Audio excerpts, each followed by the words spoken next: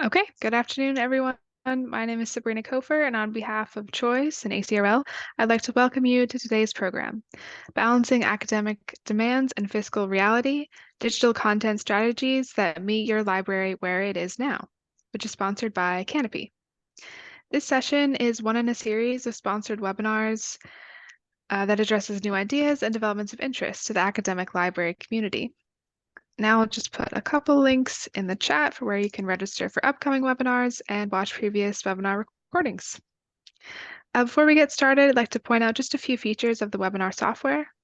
All attendees who join the presentation are automatically muted and your cameras are off, so don't worry about generating any noise or feedback. We've got that taken care of for you. In the main area of the screen, you can follow along with the presentation materials. To adjust the size of the slides or video, you can use the divider in the middle of the screen to slide the sizes to your liking. We are using the Q&A feature today. Please use it to ask questions of our speakers or to share any comments. We'll answer as many questions as we have time for at the end of the presentation, so please do type your questions into the Q&A module as they occur to you. You can also use the upvote feature to highlight questions you like or would like to be addressed. Also, there is closed captioning available for today's session. To toggle the automated captions on or off, please use the CC button on the bottom corner of your screen. Last, please note that we are recording today's program, and everyone who registered should receive a follow-up email with a link to the archive version. And with that, we are ready to get started, so I will hand it over to Josh. Thanks, Sabrina. Hello, everybody. I'm Josh Garcia, Marketing Manager for Kanopy. Happy Wednesday. We have a great event lined up for you today. We'll start by introducing our speakers. Next, we'll share insights into the current state of streaming, how it's evolving, and the rising demand we continue to see. Then we'll dive into how Kanopy is addressing this demand by expanding access through programs using multiple models. We'll present this data from our partner analysis on the success of these programs. And we're quite excited to have Kate Cunningham from the University of Buffalo, who will share her library's experience with the Smart PDA program. And to wrap up, we'll give some tips on how to leverage the Kanopy catalog for custom collection development in your library. Feel free to ask questions throughout the presentation, as she said before. If any are left at the end, we'll stick around for a live Q&A event. Next slide, please. Now, I'm pleased to introduce today's speakers. First, we'll start with Kate Cunningham, Project Manager and Media Collections Coordinator at the University at Buffalo. She'll share her library's program insights. Steve Rosado, Senior Manager at Kanopy, will provide an overview of the video streaming landscape and its history. Wendy Chamberlain, Senior Manager of Content Programming, will discuss her content catalog. Virginia Dalrymple, MLIS, one of our content workflow analysts, will present data from her partners currently using the Smart PDA program. And finally, again, I'm Josh Garcia, Marketing Manager for Kanopy. And with that, I'll hand things over to Steve to kick it off. Thanks, Josh. Hi, I'm Steven Rosado, Senior Manager with Kanopy. Just want to provide some context on today's topic based on what we're hearing from our partners. We're certainly hearing things like budgets are challenged. There is an increased demand for streaming and digital products, and also hearing that there's rising costs associated with providing the expected access. We also included some data points here. It's a couple of years old, but it's from Ithaca SNR, and they always just do a really wonderful job with their data. And you can see here that 94% of libraries purchase short-term media licenses, while 90% of libraries use subscription acquisition models. 70% occasionally purchase perpetual licenses when available, and 82% of libraries acquiring streaming media do it through a direct order. Just sort of, I guess the whole point of that is it really is very common, and it's increasingly popular and increasingly used by libraries. Next slide, please. Thank you for doing that. I was supposed to, for the audience here, I was supposed to be able to do that, but again, my controls did not pop up. So thank you for our staff behind the scenes who are on the ball here today. This here is just acknowledging that as well as Kanopy's original PDA model worked, it probably worked a little bit too well and a little bit too good.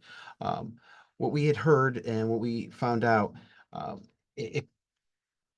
it was a great thing, but it created spiraling costs in legacy PDA models. Before 2019, the increase in demand from schools and instructors made the costs unpredictable, and it was unsustainable overall. And it is a political season, so you could say that our approval ratings had plummeted at the time with the use of Kanopy and what it was doing to schools' budgets.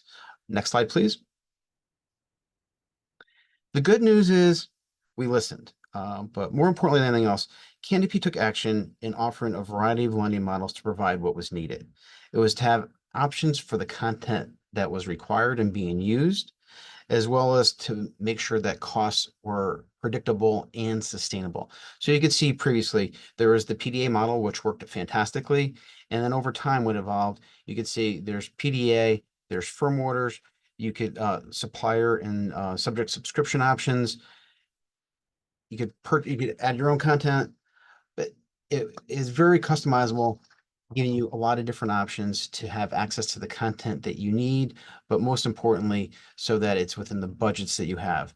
One thing that does go unsaid here, there was a lot of work on the development side and behind the scenes to make sure that we worked with our suppliers so that the content was available in these lending models. And so it was easy for you being the academic librarians, to be able to purchase it and know what you're buying and make sure everything was very clear on the front end and everything was very transparent. So just kudos to the teams that recognized this, did the legwork and did the research to make it available. Next slide, please.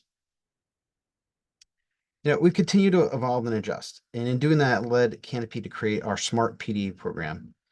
It is unique, and it is the most popular program we offer. Popularity particularly being measured by the amount of films purchased, but also the amount that they are accessed and viewed. Next slide, please. So just explaining the PDA program, give you some background on it. You can see it was created in response to increasing demand for budget sustainability, and incorporates and analyzes to inform curation efforts, meaning it helps support the workflow so that work is absorbed by Kanopy and not necessarily done by the libraries themselves.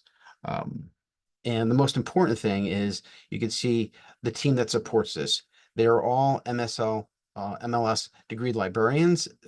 Their official job title is our content workflow analysts, or as we affectionately call them, CWAs, but they are the backbone of this, who do the analytics. And go to the next slide, because I'm probably jumping ahead here in some of the information. This is probably the most telling point, though. The Smart PDA we feel it's an unqualified success. We have over 200 libraries in the last 5 years. 95% stay within their budget. And that's the most important thing. And if they do go over their budget, that is their choice and their decision. They're providing the content that they know they need and they see the demand for and maybe hadn't budgeted for appropriately. I wish my personal budgets stayed within 95%. And also we see a 99% renewal rate. And the size of the catalog continues to increase. So these are the two most validating data points that we have. Next slide, please. And just talk a little bit how it does exactly work. We come at this as a partnership. It is the content workflow analysts, the CWAs, the library, you, the academic library, the institution, as well as the account executives. And the other thing about our account executives, they have decades of experience in the academic market and in film and in the book industry. But the CWAs are dedicated, as are their account executives, to ensure that your institution's goals are heard, understood, and then they are met. The CWAs are always monitoring and available to assist with the curation to make sure you're getting what you want and staying within your budget. And then probably the most important thing, there's the degree of visibility and transparency to make sure that the program is working and getting regular reports. It's probably best if I'm going to go to the next slide and turn things over to Ginny, who is one of our fantastic CWAs, and she could tell you a little bit more firsthand. Thanks, Ginny. Sorry, I probably took some of your thunder here. No, that's great. Thank you, Stephen. So as Stephen mentioned, every account is assigned a dedicated CWA who monitors the account daily. The CWA collaborates closely with the library to ensure that content needs are met while adhering to the library's budget. This collaboration has provided schools with increased flexibility to add new content while staying within budget. approve internal requests using the Add to PDA feature, invest in longer-term licenses such as perpetual access, diversify their collections, enhancing the range of resources available to students and faculty. This includes a lot of on-campus activities using our PPRs. And the CWA provides detailed data-driven reports to assist with purchasing and content decisions that need to be made. Oh, next slide. Thank you. A great example of this would be, previous slide.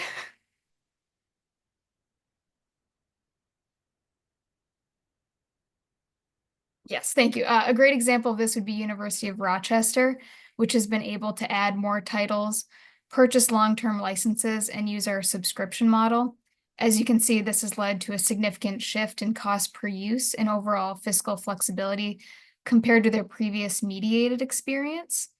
Next slide.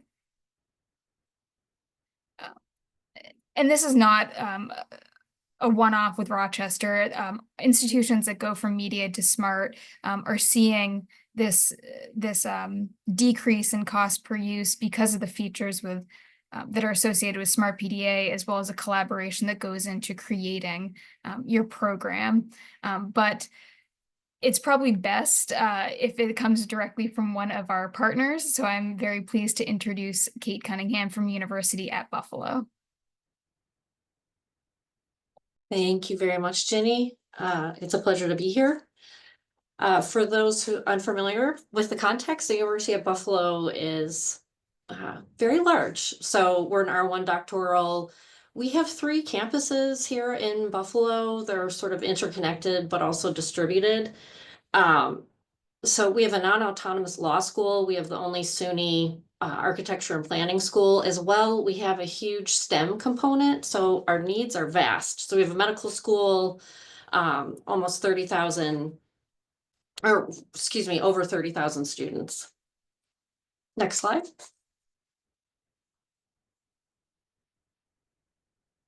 Thank you. So piggybacking on the University of Rochester experience, you can see before you this incredible savings we have been afforded by our relationship with Kanopy and moving to this kind of multimodal model. We were much higher than Rochester and the sort of average benchmark. So we were paying almost $38 per play, and now we're under $2 per play. So that's just extraordinary. And so when we examine these statistics, these benchmarks against other content, let alone other media providers, the cost savings is just, it's enormous. As well, we've been able to dramatically increase the accessibility to titles otherwise previously inaccessible to our users. So that's fabulous. I think we underestimate the cost savings of staff. So our staff time is more and more valuable. Whereas before, our mediated really meant that I and other colleagues had to touch sort of every title per request. And that could be, double checking titles, manual activation, and then manual fiscal responsibility. So we really paid title by title for the majority of our Kanopy videos. As well, we had issues with record loading. We've been able to make everything through Kanopy discoverable now, which is just fabulous. Next slide. So this is really, this is sort of the pervasive life cycle of any PDA program, whether it's, ebooks or media. But I would like to sort of shine a light on this collaborative curation piece. So, starting out, I absolutely work with Ginny and others to delineate our PDA pool. We usually work from a supplier list. We have multiple media platforms given our size, so we work to deduplicate content, which of course saves us some cost down the line. And as I'll detail in a later slide, we're really working in a sort of multimodal environment. So we're utilizing about 3 different frameworks under the Kanopy rubric. We monitor our performance, but Ginny assists me monthly and definitely quarterly. We get these beautiful reports from Kanopy. They highlight, I think, what needs to be highlighted and really assist me and my colleagues in monitoring the performance. We try to anticipate spends. We've had some surprises. For example, September is usually our most robust month in terms of media usage. This past fiscal year, March just exploded all potential predictions. But we work to kind of make sure that valve is being controlled in a very judicious manner. We do a retrospective analysis. So given the fact that this last fiscal year was our first official Kanopy PDA cycle, we generally try to compare our PDA performance against prior years, particularly from COVID on. So we've seen the explosion, pre and post COVID comparison. And then when we do our end of the year assessment, instead of really looking at media overall, we try to examine more specifically how our Kanopy framework has performed. So we look at specific financials, we look at the allocation of our Kanopy framework, and then we also examine whether or not we might want to participate in some outright purchases. I try my best to get feedback internally and externally. So externally, my work with the faculty as well as the liaisons feedback, and then internally, folks like acquisitions and course reserve staff are hugely important. Next slide. So this is really pretty much emblematic of what our budgetary breakdown looks like presently. This is really modeled on fiscal year 23-24. We committed to about 50,000, which is a little bit of an uptick. We were hoping to spend around 40,000 at the initial outset of our Kanopy relationship, but we found from COVID onward, we were spending about 60K. And, due to sort of managerial priorities, it was okay for us to go over, but it was sort of a ridiculous mechanism to just sort of allocate and then go over every year. So now we're trying to hover around 50. As I said, we use this multimodal kind of framework. We basically took the 50, we put about almost 15K towards subscription from the outset. So we get Kanopy base, we pay a little over 13,000 for that. And then the remainder, we were folding into our PDA pool. And then kind of looking at how we would allocate that month to month. The end of last fiscal year, we purchased about 2,500 perpetual licenses and about $2,100 in upfront. Those would be annual or 3-year licenses. Next slide. So within our PDA pool, we have a robust list of suppliers, but these I would say are by far our top 3. So Criterion, A24, Kino Lorber, PBS tends to make our top 10 list. We were, like most people, rather reticent to unleash the Kraken, this huge list of suppliers. But I think it was advantageous in so many ways because by monitoring our PDA, we allowed the user to kind of take the lead, where before we had this sort of non-neutral delineation of requests, right? So our requests had to come through faculty members. Now we're looking at creating the content pool, increasing the supply, and then we have this sort of user neutral environment. So if a student kind of activates purchase, that's fine with us. We no longer care about that. So we've activated close to 900 titles. We have kept, unlike some institutions, we have kept our list of suppliers pretty static, pretty flat. And with the addition of K-Base, we have thousands of titles available now to our constituents. Next slide, please. So here's a breakdown. So for about 3 fiscal years, we spent, as I mentioned, we went over budget, over the 50K. So we've spent close to about 180K, 1.5 million minutes viewed with the average play close to a half an hour, which is awesome. Again, a little less than $2 cost per play. I'd like to highlight too on this list, we have sort of a small amount of term licenses now. So where we had probably several hundred term licenses, we've turned that into, I think we're around 250. The slide says 205 now. We're about 247, I think I checked this morning, for our activated PDA licenses if we extend that over a fiscal year. But we only have about 8 3-year licenses and about 5 perpetual licenses. So my feeling is as we move through this program, so this is year 2, hopefully we'll be able to move a little bit more of the funding away from PDA and into the perpetual. So if we can save a little bit as we go through our motions this year, then we'll offset later expenditures by making sure we hang on to the perpetual licenses for the titles that are available. Next slide, please. So, what to do if you're kind of fearful of unleashing the Kraken. So, we had a very, I think, a fantastic relationship with Kanopy for many years. Attrition, retirement, staff changes, all those things allowed us a bit of an opening to advocate for moving to Smart PDA internally. So we worked with Ginny and our account person to strategize. As I mentioned, we did this three-tiered approach. So we have Smart PDA, we have the Kanopy-based subscription, and then a combination of 1 year and 3 year, although we default to the 1 year license. So what we're doing right now, we're waiting for 3-year terms to end, and then as those expire, then we throw those into the PDA pool, which then creates this sort of consistency across time. We don't have to worry about titles expiring and there being a lag in access for our users, which is awesome. But if you don't want to do the three-prong approach and you're afraid of Kanopy base, for us, it works really well because what we have done is increase the supply dramatically with the K-base edition. So we're really advocating for the use of Kanopy as a platform to meet the majority of our media needs. If you can't do that, then just start small. Pick a short list of suppliers. Your activation point can be rather high.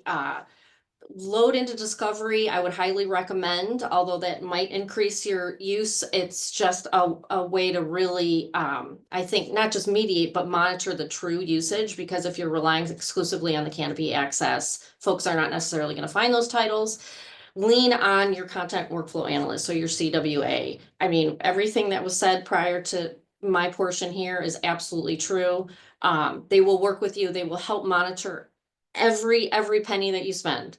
And as well, a big thing for us, we really, before launching PDA, we advertised internally really, really well first. So we trained the trainers, so our reserve staff, our acquisition staff, and then our liaisons.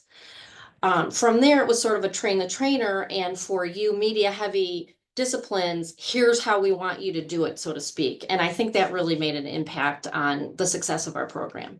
Next slide. So we just threw this together. These are recommended improvements. As always, we want standard data points, counter compliance. I think one thing that would be kind of cool, although it would kind of mush with the ability to sort of reflexively rather, move titles from PDA to purchase and back and forth. It would be great if there were indicators to kind of call out specifically for us internally what's a PDA title, what's been purchased. There's ways to do it. You just have to delve in a little bit deeper. With PPR, we hear our users tell us they want to know specifically what PPR titles we have not. There's ways to search that. There's a filter within the public Kanopy platform to do that. So that's partially on us. We have to really figure out a way to show people how to do more subject searching, really, rather than the known item or title by title searching. That kind of enhances the PDA or the PPR notation. So continue to grow the title list. More supply will create more demand, will help us all. Mutually beneficial. And, we have internal folks who would love a notes field, which I think that's prominent, especially with acquisitions folks, which would make Kanopy a little more like other kind of acquisitions modules where you can do sort of internal note taking. Users, we hear particularly, I think the students who come for reserve services, they want to know what they can do as far as pins and saving lists and clips and all those kinds of things. But again, that's a little bit more down the road advanced training of the trainer. And now I'm going to hand it over to Wendy from Kanopy. All right, thanks, Kate. It's always a real pleasure to hear from our partners and what their experiences are. My name is Wendy Chamberlain. I'm the Senior Manager of Content Programming at Kanopy, and I get to talk to you about some of our amazing titles. So I'm going to first start by looking into some of the top titles and subjects at University of Buffalo. And here they are. Here's our top 10. So these are from the last school year, and as you can see, it's a really interesting lineup of films with 3 documentaries and 7 narrative films covering a broad range of topics. But these are all amazing films and would work super well in a variety of academic courses. Now, unfortunately, I don't have time to talk about all 10, but there are a few that I'd like to specifically call out, starting with their #1 title. So that is Embrace of the Serpent. This is an ecological thriller and was actually the first Colombian film nominated for an Academy Award for Best Foreign Film. And it tells the story of 2 scientists and an indigenous shaman in the Amazon and frames the destruction of the rainforest's ecology and peoples as a slow-motion tragedy on scales both personal and cultural. Offering deep insights into colonialism, indigenous knowledge, and the impact of exploitation on native cultures, this film would be a great fit for both anthropology and environmental studies courses. Next, I'd like to call out #5, The Missing Picture. This one was also nominated for an Academy Award for Best Foreign Language Film, and it tells the story of the Cambodian genocide under the Khmer Rouge and addresses the trauma of these historical atrocities. It's an important resource for both history and human rights courses. Devi, #7 on the slide. This one was directed by Satyajit Ray and is an Indian classic. It follows a young woman believed to be a goddess, dramatizing the ways in which the symbolic deification of women comes at the cost of their material agency. Exploring themes of religion and patriarchal control, this film would work well for courses in religious studies, gender studies, or Indian cinema to provoke discussions on faith, social norms, and the oppression of women. And finally, the last one here I want to talk about is #9, Lucretia Martel's Zama.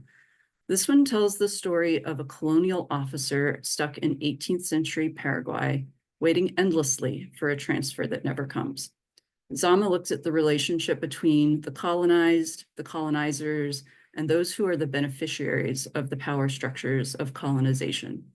It's great for history and for post-colonial studies, offering a critique of colonialism and bureaucracy within the Latin American context. There are plenty more great films here that we could talk about, but let's keep going and take a look at University at Buffalo's top 20 subjects. And here they are. The top 8 here should come as no surprise because we saw them represented in the titles on the previous slide. So world cinema, film studies, classic cinema, sociology, race and class studies, history of the arts, and gender studies titles are all very popular at University at Buffalo. Beyond that, we have a good representation of popular academic subjects, including media studies, science, health, environmental studies, economics, and political science, among others. These top 20 subjects and the order they're in are pretty typical of our top universities. Often the top titles will differ, but the subjects that they address tend to be very similar across universities, with film studies and related subjects at the top, followed by race and class studies, gender studies, and media studies, and then going on to sciences and other related fields. So this is a good segue to the next slide to give you some tips on how you can curate titles for your library using this information. Well, like I said, 4 of our most popular subjects are film studies, race and class studies, media studies, and gender studies. So let's take a look at each one, and I'll suggest some popular titles that I think are a great fit for these subjects and that I think all universities could benefit from having in their collections. So let's start with film studies. This is by far our most popular subject. Here are 7 titles that would all be an excellent fit for a film studies course, and I chose these because some of them are brand new on Kanopy, so I wanted to highlight them, while others are absolute musts to include in a well-rounded Film History 101 or similar course, but let me give you some highlights.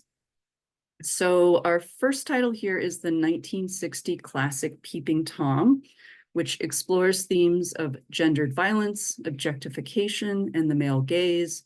This one was a groundbreaking film at the time of its release, examining some very unconventional ideas, such as how a camera can be used not only for observation, but also as a weapon and a tool for violence.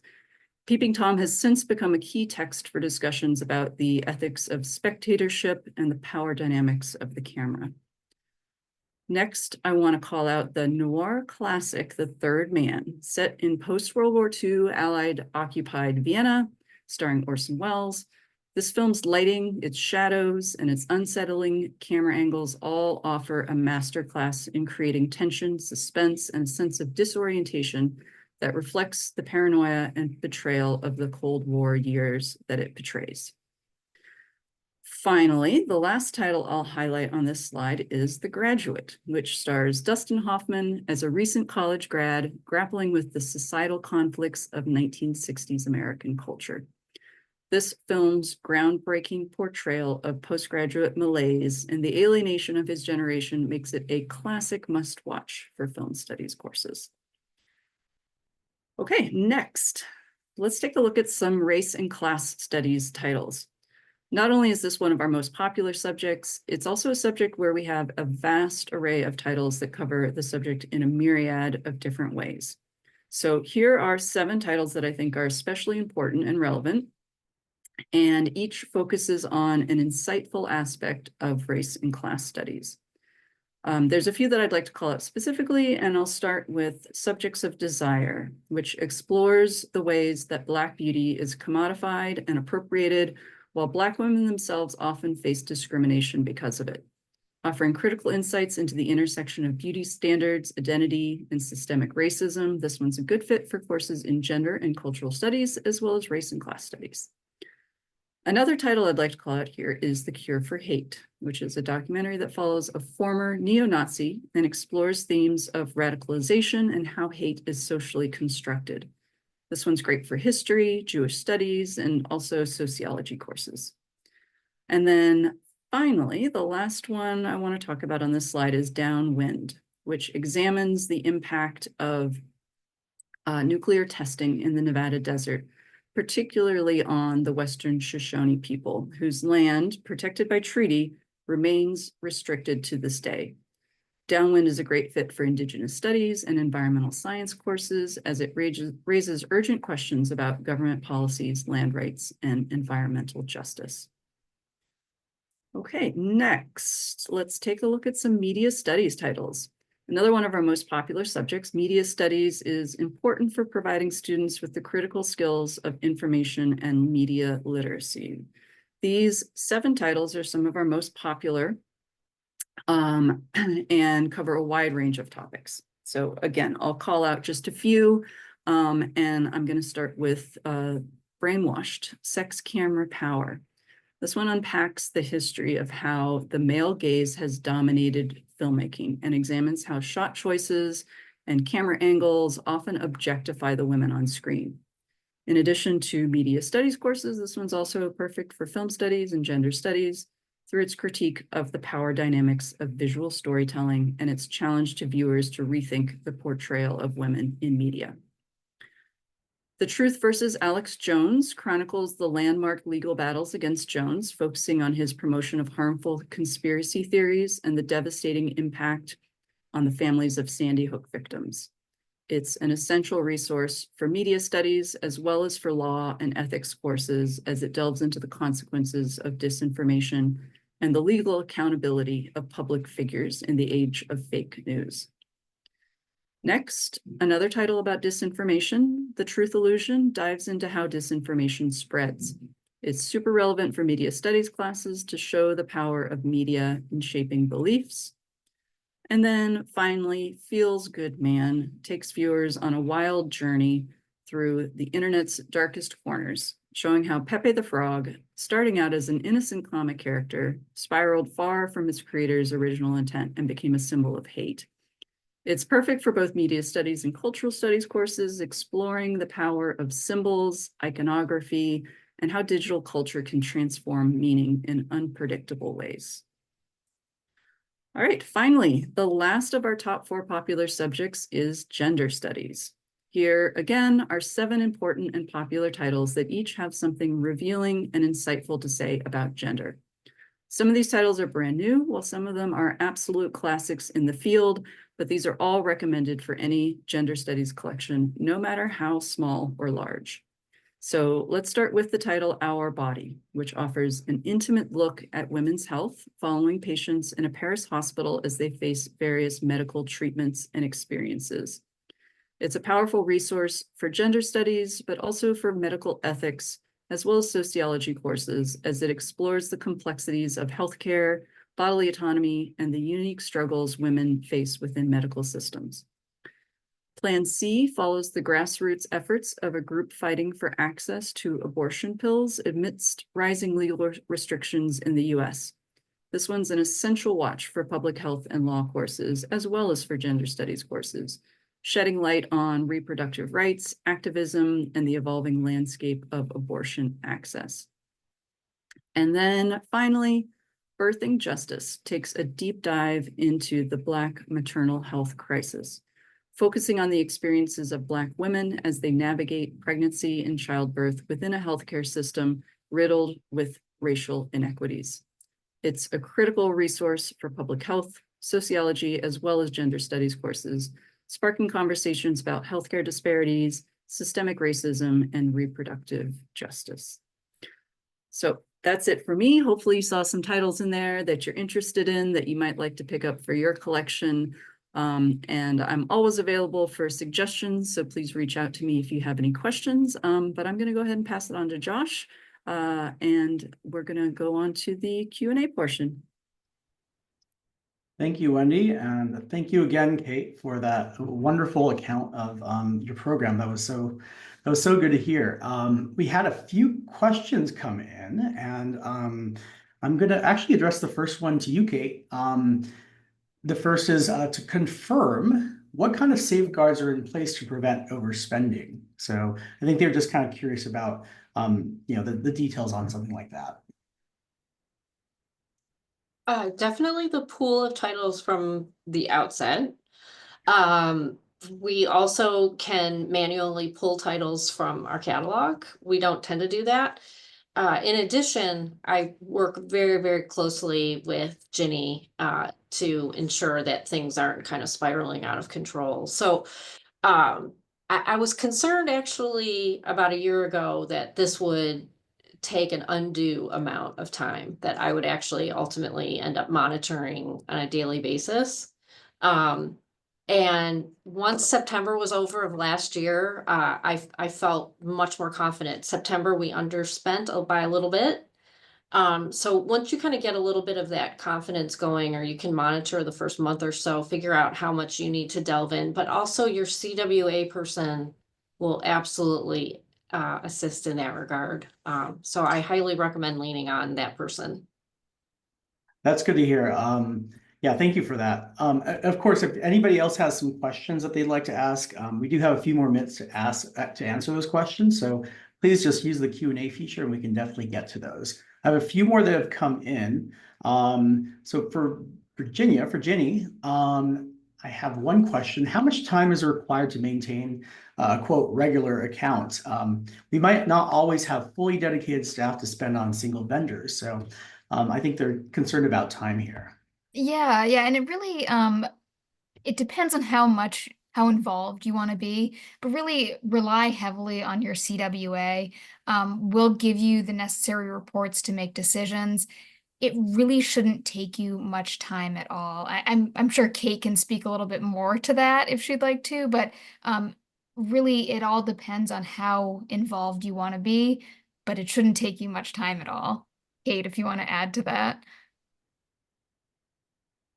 Yeah, I mean, the thing that you and I agreed on, Ginny, was that we would keep our instructor requests portion of the portal open. So I actually, Monday through Friday, I monitor requests, and where on a September morning, Monday morning, I might have 5 to 10 pending requests from a faculty member, I have maybe a couple a week. So in some sense, that's diminished my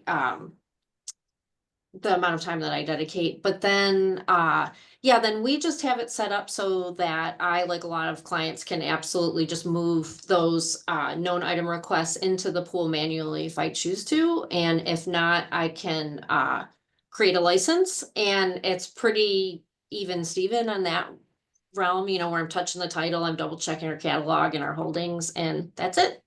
So it's really helped actually and lower the sort of cost of doing business. Great. Thank you. Thank you both. I do have one more for Kate. So Kate, how much effort was required you're talking about to train the trainers. So also educating instructors. So how much time was required to educate instructors on new streaming policies with the change in program in place? For us, one of the biggest from the outset before even launch was to reinforce using our discovery layer for media, because we had sort of a post-COVID switch to loading those titles. So from multiple vendors. So from the front, you're looking for a title, instructor, please use the discovery layer to see if there's streaming content available, because for a long time, just due to the revolving door of streaming, we did not load title by title access. So that was point number one. Then point number two was reinforcing the kind of self-selection, so prior to the onset of you're putting together your syllabi, getting with the head of reserve here, who's fabulous, and explaining how she could in fact help me activate titles and that sort of thing. And just really pushing Kanopy, the brand, in a way, sort of like we've done with ebooks and other content areas. So yeah, so I think that was a big thing. And then as we kind of got internal backroom staff involved, acquisitions people, then we kind of rolled it to the area heads and our subject selectors, which was really advantageous. I worked directly with a couple of the social science people, but all of our arts and humanities people, because their users are such big fans of Kanopy already. But just to make sure, and as new faculty came on board, new faculty in art and media, so a bit of targeted, but we had a virtual session for all 3 campuses for all our liaison librarians right prior to the onset of the semester. And it was pretty easy. I mean, it was the kind of thing I did today. Didn't involve a ton of prep, just a lot of reminders, because some people are not working in media every day. It might be once a month, once a semester that they get a request. So just kind of those helpful reminders, and then, splashes here and there as I could get it. So, right, landing page advertisement, revisions to our databases listing, making sure Kanopy is in multiple spots. So it's on our streaming page, it's on our databases A to Z, and then recognizing the Kanopy links within our discovery layer. And that's pretty much it. That sounds like a great, robust program. So you're able to really kind of tailor things, especially on a product or a product that people might know, but you just wanted to kind of teach them a specific way that you were going to handle it. I do have a question that kind of rolls into that. And I'm going to, I think this might be aimed at you, Kate. Everybody is very curious about your program specifically. Do you see recreational viewing versus assigned affecting use? Or was your list of titles tailored to meet assignments here? That's a fantastic question. I feel like we have an honest campus. where we occasionally get a student request and they will actually note in the, using Kanopy as the portal request mechanism, and they will actually note this is for recreational viewing. And at that point, previous to PDA, that was a no-brainer. We had a, hard and fast no rule. Whereas now we can dump that title in PDA and then just watch it. So yeah, so that has not, we haven't had to put the kibosh outright on that usage. I think the other thing that runs in our favor is the content list. So there's not that many features, that yes, they're there, but as I noted, our biggest supplier is Criterion. So, an art house film isn't necessarily the thing that the average 18-year-old is going to request, I guess. But yeah, no, that hasn't really been a problem. But it's a great question, and we run into it all the time. I'm sure everyone does. No, that's a very good question. I do have one more.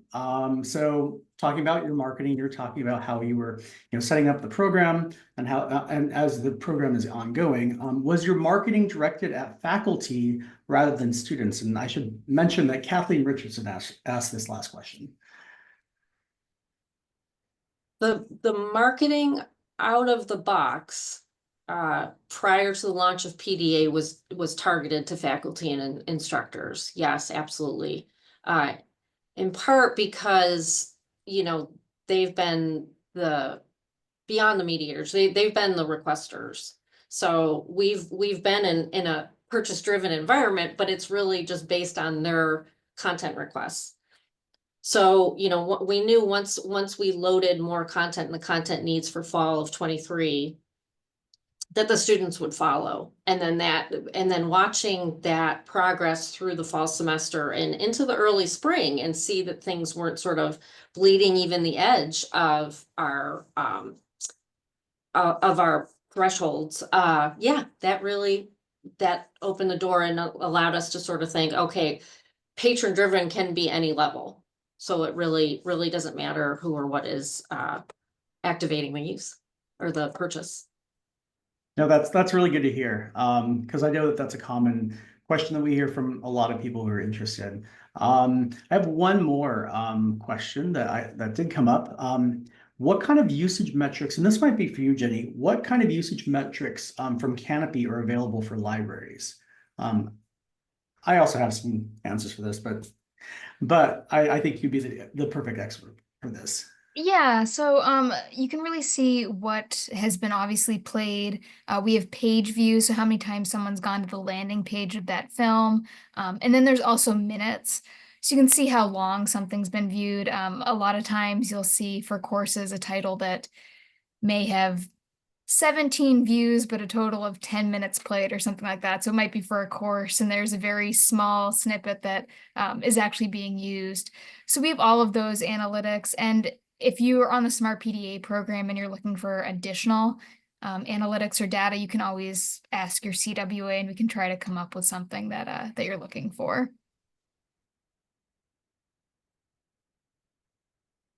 Oh, I think you're on mute, Josh. I've done this for how many years and I still mute myself. Yeah, so I think that's the last question I have, but if anybody else has a question, we'll spend a few seconds just to see if that comes up.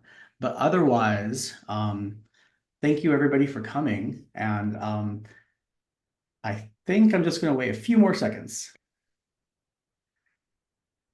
I'll plug the Kanopy reports again, by the way, Jenny. They're well done. I love being able to dynamically pull the stats, but also the quarterly reports are really nice. And I definitely feel a responsiveness that if there was a particular metric that I wanted you to manually track that the dashboard didn't, that would absolutely come to play. Wonderful. Oh, we do have one more that did come. We did have one that came through from Catherine Archer. Do you have foreign language films? And Jenny, do we have foreign language films, or Wendy, do we have foreign language films? I think the answer is yes, but I think Wendy would be the expert on this. Oh, I'm so excited that I got a question. Yes, we do. We have so many foreign language films, thousands really. And we have all the languages tracked on those films, plus the country of origin. So we really have a lot of nice metadata that we can use if there's a specific language or a specific country, and then beyond that, a specific subject that we can pull lists to meet our customer needs. So yeah, absolutely. I would also add that our Asian studies constituents, our newly formed Indigenous studies major. I think there might be, Dene titles, et cetera. And our Romance language folks are always over the moon with what they're able to find in Kanopy. I mean, once in a while there's a title that they need to supplement with something else, but they usually can find something else. So it's great. Wonderful. I think we might wrap it up here. Sabrina, I'm going to let you close it out. Okay, great. Thanks, Josh. I'll just say thanks so much to Kate, Virginia, Wendy, Stephen, and Josh for taking the time to speak with us today. And thank you to our attendees for your questions and comments. I'd like to remind our viewers that we did record today's program, so be on the lookout for a follow-up email from Choice and ACRL with a link to the recording. Also, if you have a few minutes after the presentation to fill out a brief survey, we would really appreciate it. So thanks again to all of you out there for joining us. We hope you learned something new from the webinar and hope to see you again in the near future on another session. Thank you so much.